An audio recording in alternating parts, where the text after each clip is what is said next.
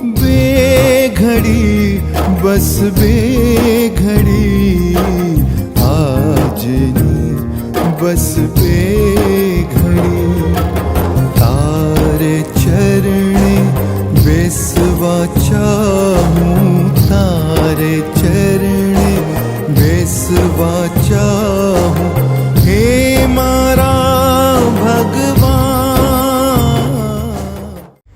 Father Raymond Chauhan એસજેનો પરિચય। સવાયા આદિવાસી। 1974માં ભગવાન ઈસુની હાકલનો ઊંડો અનુભવ થતા વેંત ફાધર રેમન્ડને પોતાની નોકરી છોડી દીધી અને ઈસુ સંઘ સોસાયટી ઓફ જીસસમાં સંન્યસ્ત જીવનની સાધનામાં લાગી ગયા। સને 1988થી 2013 સુધીના 25 વર્ષના સમયગાળા દરમિયાન એક ઈસુ સંઘી યાજ્ઞિક તરીકે ફાધર રેમન્ડ એ ચૌહાણે પોતાના કિંમતી 22 વર્ષો દક્ષિણ ગુજરાતના આદિવાસી મિત્રો જેવા કે વસાવા, ચૌધરી, કોંકણી, ગામિત અને ડાંગીઓ સાથે દિલની આત્મીયતા, સંપૂર્ણ નિષ્ઠા, નવી સર્જનાત્મકતા અને 100% પ્રતિબદ્ધતાપૂર્વક ગાળ્યા અને માણ્યા। સવાયા ગામિત, સવાયા ડાંગી, સવાયા વસાવા, સવાયા ચૌધરી અને સરવાળે સવાયા આદિવાસી જેવી અંગત પહેચાન દક્ષિણ ગુજરાતના આદિવાસીઓ પાસેથી પામનાર ફાધર રેમન્ડ એ ચૌહાણ એસજે સાચે જ આદિવાસીઓમાંના એક બની ગયા છે એ નિર્વિવાદ હકીકત છે। અનાયાસે આ આત્મીય પહેચાન સપ્રેમ ભેટ તેમને આપવામાં આવી છે। ફાધર રેમન્ડના પ્રિય વિષયો એટલે સંગીત, ભાષા અને ધર્મ। પોતાની માતૃભાષા ગુજરાતીમાં તેમણે અનેક નવા ભજનો ગુર્જરવાણી અમદાવાદ મારફતે 15 ઓડિયો સીડીઓ દ્વારા પ્રગટ કરી ગુર્જર ભૂમિને ચરણે ધર્યા। ઉપરાંત ગામિત તથા ડાંગી ભાષામાં તેમણે પુષ્કળ નવા ભક્તિ ગીતો રચ્યા। ફાધર રેમન્ડ એ ચૌહાણ એસજેના જીવનમાં ભાષા, સંગીત અને ધર્મનો વિરલ ત્રિવેણી સંગમ અસ્ખલિતપણે વહેતો નજરે પડે છે। પ્રિય મિત્રો, આપ સૌને નમસ્કાર। આપણી આજની દુનિયા એટલે દોડધામની દુનિયા, ભાગદોડની દુનિયા। માણસ અહીં જાય ત્યાં જાય, સવારે ઉઠે સાંજે સુવા જાય ત્યાં સુધીમાં કેટલી બધી દોડ કરી મૂકી હોય। આવી દુનિયામાં બે ઘડી બેસવાનો ટાઈમ મળે આપણને તો એ ખરેખર આપણને એક ચમત્કાર જેવું થઈ શકે। અને બે ઘડી ક્યાં બેસવાનું? ભગવાનને ચરણે, અને ત્યાં એને શરણે આપણે સમર્પિત થવાનું। એવું એક આ ગીત છે, બે ઘડી બસ બે ઘડી આજની બસ બે ઘડી તારે ચરણે બેસવા ચાહું હે મારા ભગવાન।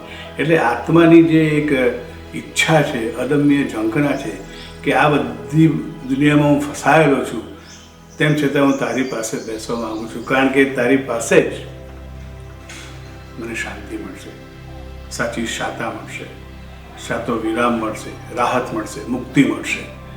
અને આ ગીતના પ્રથમ અંતરામાં બહુ સરસ વાત કરવામાં આવી છે। એક ઉદાહરણ લીધું છે, રૂપક લીધું છે। જેમ આપણે એક પથ્થર ફેંકીએ સરોવરમાં, શાંત સરોવર હોય અને એમાં પથ્થરો ફેંક્યો હોય તો મોટા મોટા વમણો પેદા થાય, આપણે જોઈ શકીએ, આપણે કર્યો હશે આવો ખતરો। અને પછી શું થાય છે? તે જ્યારે શાંત પડી જાય, એ વમણો મટી જાય ત્યારે એકદમ શાંતિ પ્રગટે છે। એવી શાંતિ આપણા હૃદયમાં, આ વમળોમાં પથરા પડ્યા હોય, આપણને જાત જાતના ઘા લાગ્યા છે, અમુક ઘા બહુ ખતરનાક ઘા પડેલા હોય આપણા જીવનમાં, હૃદયમાં ઊંડા ઊંડા ઘા પડ્યા હોય અને આપણે એ લઈને ફરીએ છીએ। હજુ ભગવાન પાસે બેસીએ તો એ ઘા રૂઝાશે, ભગવાન આપણને એમાંથી મુક્ત કરશે। એ ઘા, એ વ્યક્તિગત ઘા હોય, કૌટુંબિક ઘા હોય, સામાજિક ઘા હોય, ધાર્મિક ઘા હોય, રાજકીય ઘા હોય, કોઈ પણ પ્રકારના હોય, પણ એને શરણે બેસવાથી બે ઘડી, આ બે ઘડી એટલે ઘડિયાળની વાત નથી, ઘડિયાળ જોતા નથી આપણે, પણ ભગવાનને શરણે બેસવાની વાત છે। અને એ આપણને એની પાસે બેસવાથી આવો અનુભવ થાય છે। આ ગીત રાગ દરબારી કાનડામાં અને તાલ દીપચંદીમાં છે। પ્રકાશ પીટર્સ આગળ મેં જ્યારે ગઈ બતાવ્યું હતું ત્યારે એમને લાગ્યું કે નહીં, આ ગીત તો રૂપકુમાર રાઠોડ જે હિન્દી ફિલ્મોમાં ગાય છે એમની પાસે ગવડાવીશું. અને બહુ સરસ ગવડાવ્યું. મને એમણે એક વાત શેર કરી હતી.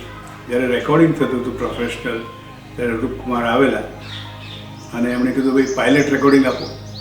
પાયલટ રેકોર્ડિંગ આપ્યું, સાંભળ્યું એક વખત બહાર જઈને, 15 મિનિટમાં પાછા આવ્યા અને કે હો ગયા, ચલો અબ શરૂ કરેંગે. અને રૂપકુમાર રાઠોડે જે ગીત પાયલોટમાં હતું એ તો ગાયું જ, પણ એમાં એટલી બધી સજાવટ કરી છે એમને, પોતાની ઇનિશિયેટિવ લઈને જે ક્રિએટિવ રીતે ગાયું છે, મને લાગે છે એ કલાકાર જ કહી શકે. એ ગીતમાં છુપાયેલી કલાને પેલો બીજો કલાકાર સમજી શક્યો અને એ રીતે પણ પ્રકાશ પટેલે એમને છૂટ આપી આ રીતે ગાવાની. એટલે આ ગીત એ રીતે દીપી ઉઠે છે કે આપણા હૃદયમાં જે પડેલા ઘા છે એ ભગવાન પાસે બેસવાથી દૂર થાય. ભગવાન સ્નેહનો સાગર છે કે જેથી આપણો આ ફેરો નકામો ના જાય, જીવનનો ફેરો, એની પાસે બેસીએ તો બધું જ સમૂહ સૂત્રું થશે. એવી પ્રાર્થના જાણે કે અંદર છુપાયેલી છે, એવી ઝંખના છુપાયેલી છે. એ ગીત આપણને આ રીતે સરસ આધ્યાત્મિક ભાતું પીરથી જાય છે. સાંભળજો, મજા આવશે અને ગાજો પણ. God bless you, all the very best.